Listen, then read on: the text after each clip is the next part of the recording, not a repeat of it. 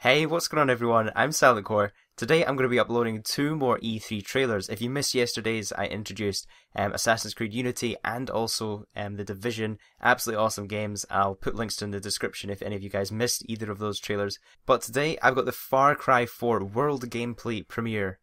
And this video even has a director's commentary with Alex Hutchison, the creative director on Far Cry 4, and Mark Thompson, who's the narrative director on Far Cry 4. If you didn't already know, this is going to be released on November the 18th of this year and coming on both generations of consoles, as well as PC. So be sure to subscribe for more E3 information, and I hope you all enjoy the video. Hi everyone, my name's Alex Hutchinson, creative director on Far Cry 4.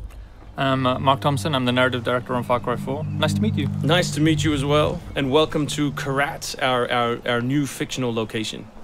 So in Far Cry 4, you step into the shoes of AJ Gale, who is returning to the country of his birth, initially just to scatter his mother's ashes before he gets caught up in what's essentially a civil war. Kyrat is a fictional place based somewhere in the Himalayas, inspired by places like Nepal and Bhutan, and a bunch of countries from that part of the world. So looking out there, you know, one of the core things of any open world game, that sort of excitement and mystique and hope of an open world is, you know, what is all that smoke coming from? You know, what temples are out there? What secret locations? So we've peppered the world with different places to find all of them filled with loot and secrets and collectibles and all that good stuff. And of course, the open world of Far Cry is densely populated with a variety of different animals, beasts. And also that's some kind of yak. I don't even know what that animal was. Yak, I believe. Is it yak? With next-gen fur. Next-gen fur, that's true. Individually modeled hairs.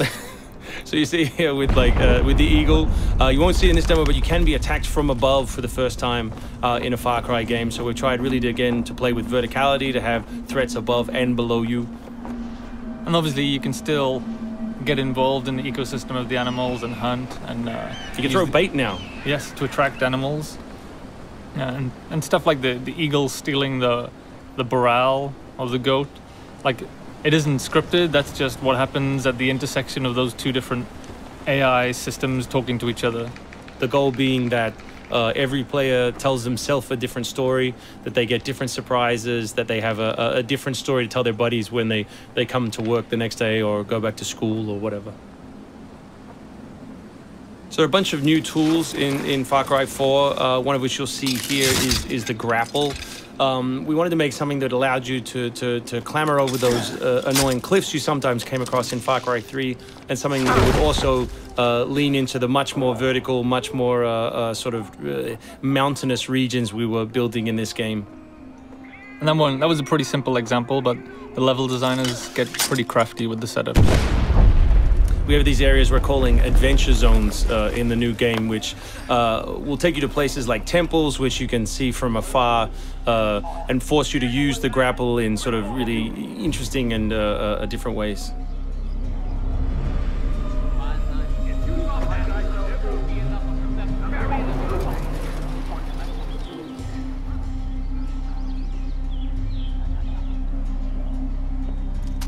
The auto crossbow is a new stealth weapon that we've introduced for Far Cry 4. It adds a little more versatility than the bow did in Far Cry 3. Obviously it sacrifices the long range for rapid fire, but it's still a super useful stealth weapon. So this is one of my favorite bits. If you look down when you're meleeing in the new game, you kick. So you can do all kinds of fun setups such as that. Kicking things is hilarious. I expect people around the world to be kicking rocks, explosive barrels, dead bodies come November.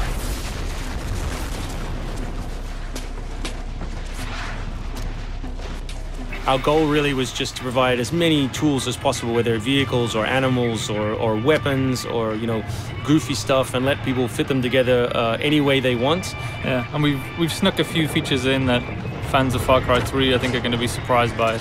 Drive and shoot. Yes. So drive and shoot, obviously it's a bit frustrating to be chasing someone forever and have to sort of drive in front of them, pull over and wait for them to get out. So now in the vehicles you can drive and shoot with any one-handed weapon. And you can also do driving takedowns from any vehicle, which I really like. So this idea of leaping from your vehicle into another vehicle, do horrible things to them, boot them out the side, and then continue on your merry way. You can now deliver death without even leaving your seat. So wingsuit is still here, and it's really cool, as you see. And actually, when the space became more vertical, it actually became more fun. The mountainous environment means that there's a lot more wingsuiting to be found. And hopefully you won't get it before the middle of the game. You will. Hopefully you will get it before the middle of the game. That's the current plan. But we are many months away from watching you guys abuse this online. Means that there's a lot more wingsuiting to be found. And hopefully you won't get it before the middle of the game. So here you'll get a look at elephants. Elephants are awesome. Probably my favorite animal in the game. Weaponized in many different ways. You can drive them into a rage, watch them smash the other characters in the world, or you can clamber on top of one and drive it through the gate yourself. My favorite animal is the human animal. It's very Far Cry 2 of you, Mark. Oh, it's the shark of darkness. So co-op is a massive part of the new game. It's one of our big ways of opening up the open world and letting you play any way you want. So basically, when you ask your buddy to join, all the solo missions turn off, and you're left with all of the open world toy, the outposts, the fortresses, the towers, all the quests to play any way you want.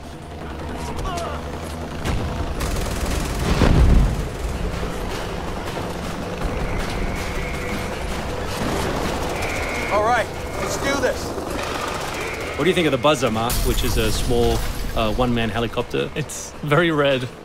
No, but it's cool because it gives like this almost like developer perspective on the world. Like you normally in Far Cry 3 you could never really see an outpost, or you couldn't engage with an outpost from this kind of vantage point, which is really cool. So the outposts from Far Cry 3 were like the template for the fortresses. They're kind of like bigger, better, more badass version of the outpost to more badass. To paraphrase Cliffy B. Badassitude. So imagine charging that vehicle, you know, atop the elephant as opposed to just watching it happen. We spent a lot of money on that feature. Yeah, a lot of money. Perhaps we could have put that in a video. Very expensive. So thanks everyone for watching. We really appreciate your time, and we look forward to showing you a whole lot more gameplay in the coming months.